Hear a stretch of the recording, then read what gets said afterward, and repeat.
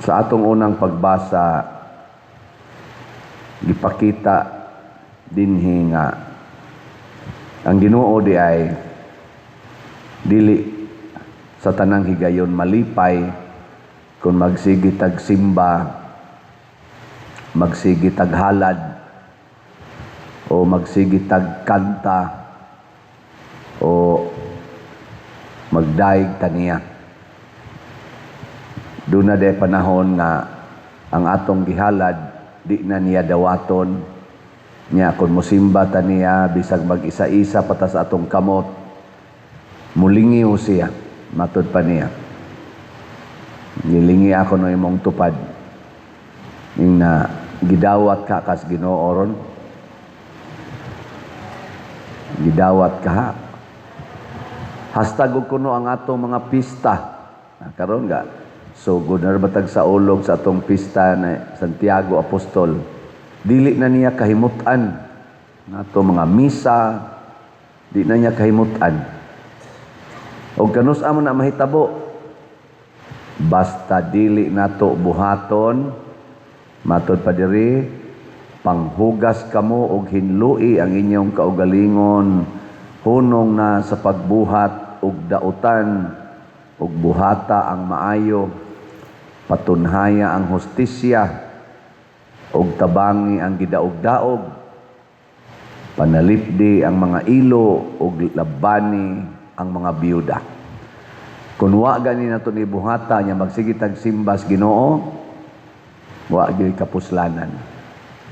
Kanarong gahimo dias impeachment og kanang pagsigi og panglutos, padakop ani mga kaakbang las politika, manimba ra ba na usahay. Aw kanunay mga tingali kay napamana sila kuyo gani mga madre og pare. Naluoy ka sila sa atong mga dinaog-daog nga mga kaigsuonan. Sa akong nabasahan dito sa komentaryo man tingin usa ka lawyer, ang gasto kuno anang impeachment apil natin itong hearing dito sa Congress, ang gasto lang kada adlaw, 70 million. Unya, muabot na silag mga 30 to 60 hearings. So, ibutang talang og 30 times 70. Pila man na? Ha? 200 di oy 2.1 billion siguro. Unsa naman hinuon mo eh.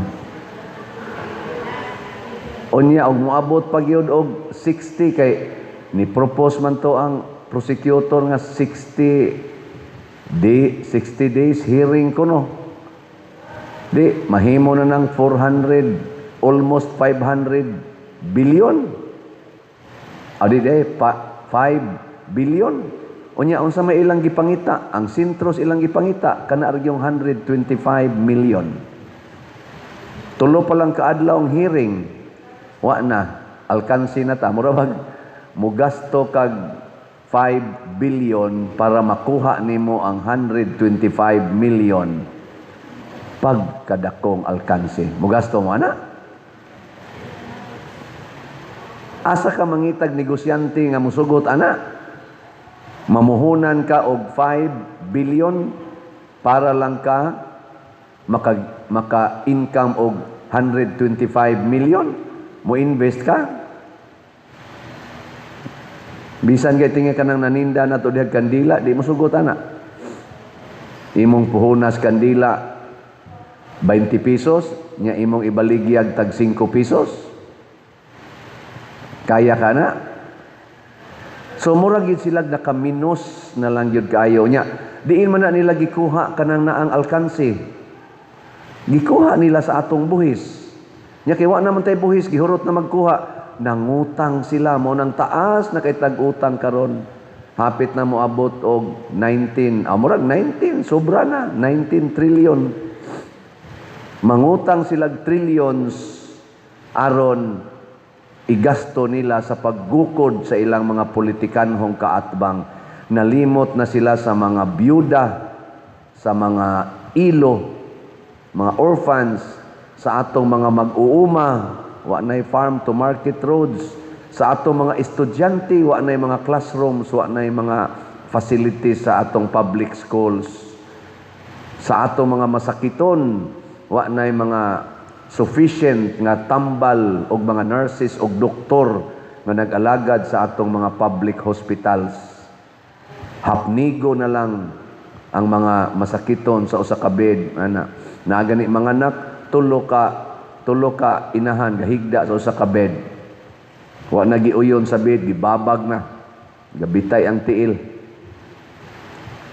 Di ka napakauwaw nya sila didto siging dawat og milyon-milyon.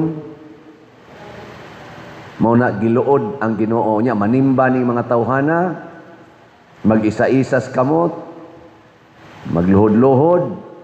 Mayon ang Ginoo, mulingiw ko. Giluod na ko anang inyong naong. Ana. Mao nang kining pamulitika.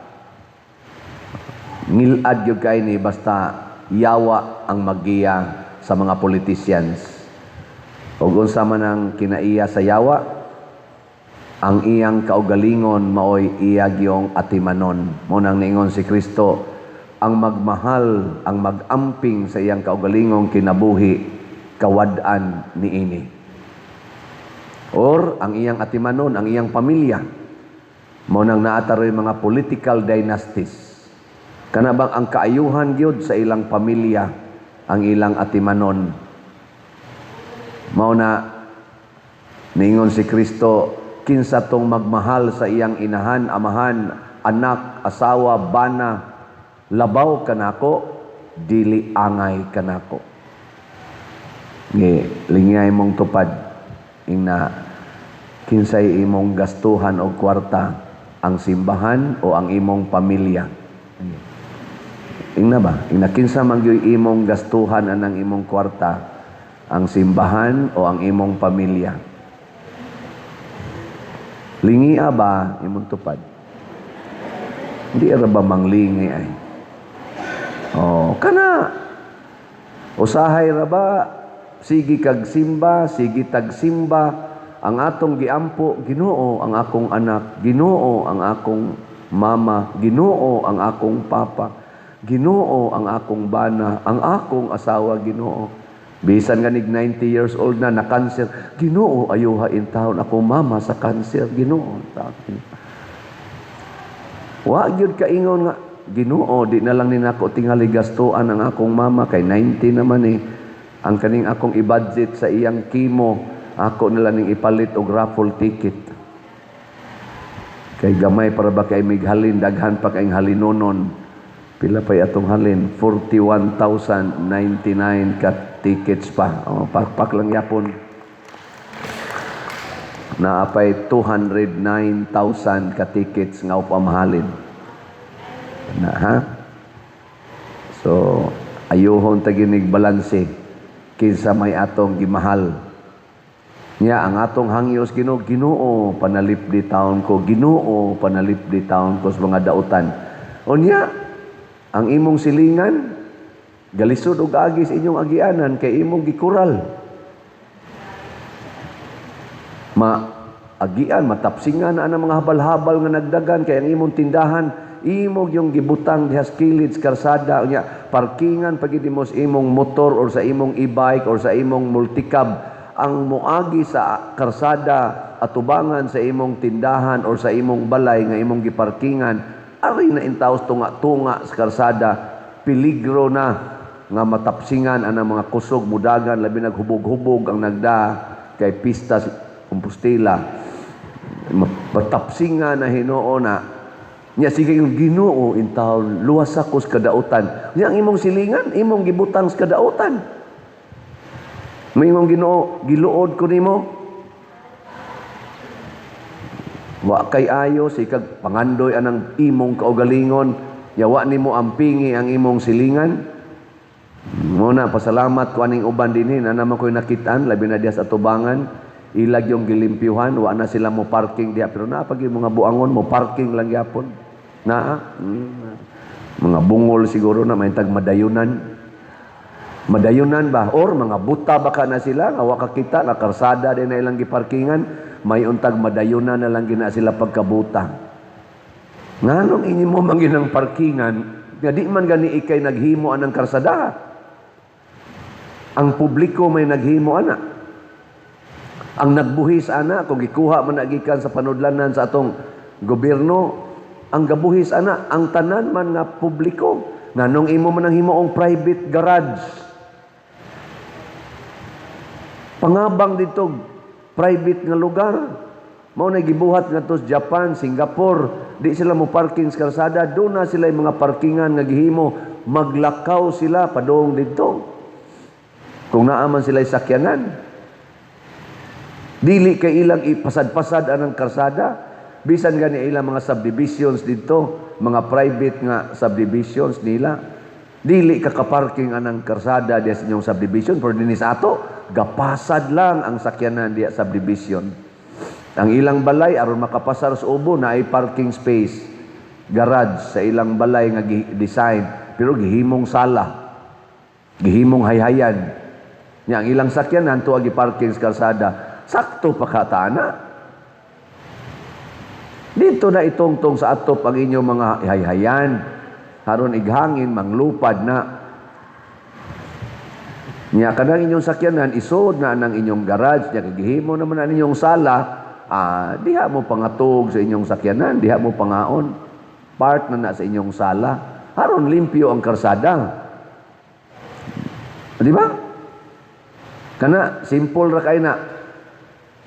Pero ang pasabot ana matud pang Kristo, hustisya para sa mga nanginahanglan nimong isig katao.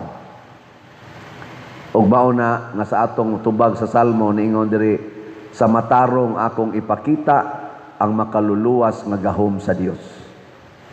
Kinsa kahay matarong karon nga naghuna-huna gyud sa kaayuhan sa Pilipinas, mga Marcos Group o Duterte's Group.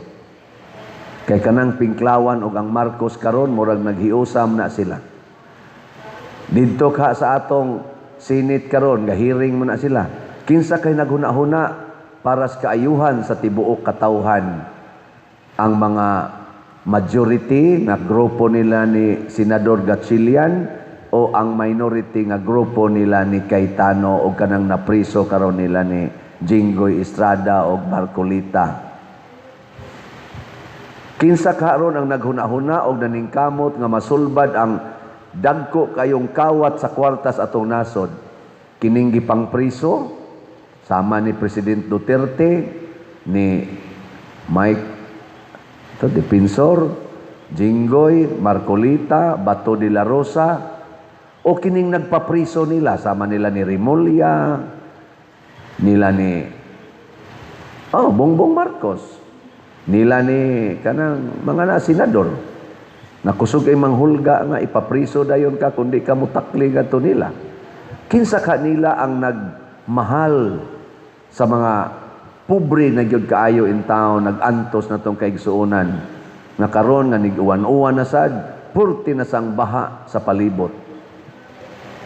Mga igsuon, bahala na og na ay daghang mga yawanon sa atong palibot, kita unta makakita unsay pamaagis Ginoo ug unsaon nato siya pagsunod. Kay matud pas Ginoo, wa ko ni anhi para magdala og kalinaw, kagubot ang mahitabo tungod kay daghang yawa sa kalibutan. Kinsa ra may malinawon sa kalibutan? Ang mga tao rang nagsunod sa Ginoo, ang mga tao nga nahigugma sa hustisya, sama sa atong patron Santiago, naputol iyang liog tungod kay daghang naglagot niya, siya'y unang naputlan sa liog, gipatay sa 12 ka mga apostoles, pero buhi siya hangtod karon. Sama ni Mama Mary, gipatay in taon ang iyang anak, pero hangtod karon buhi si Mama Mary. Aktibo kay siya tungod kay nahigugma siya sa nanginahanglan. Gubot ang palibot ni Hesus sa dinhi pa siya sa kalibutan, gubot kaayo ang palibot og kinabuhi sa mga apostoles ug sa mga santos nga ato karong gipasidunggan dinhi sa atong kalibutan. Pero nagpadayon sila. Kay ang tinuod nga kalinaw wa diha sa gawas sa atong kaugalingon niya sa sulod. Kanang magsigig palit na to raffle ticket, malinawon ka na sila o dili? Lingay mong tupad na malinawon ka kanunay na malinawon na siya kung magsige na siya palit og raffle ticket hangtod karong July 25. Unya kita sa dinhi malinawon sa ta og malipayon labi na gyud og mahuman na gining atong bell tower. 5 biya ni kabuok, bell tower, Adoration Chapel. Ato ginang gipaningkamutan ng Adoration Chapel nga ma-blessingan unta na ni Archbishop Abitoy karong Sabado. Karon na mo ding Sabado. 18. Kan di balasan naton yung saon kan.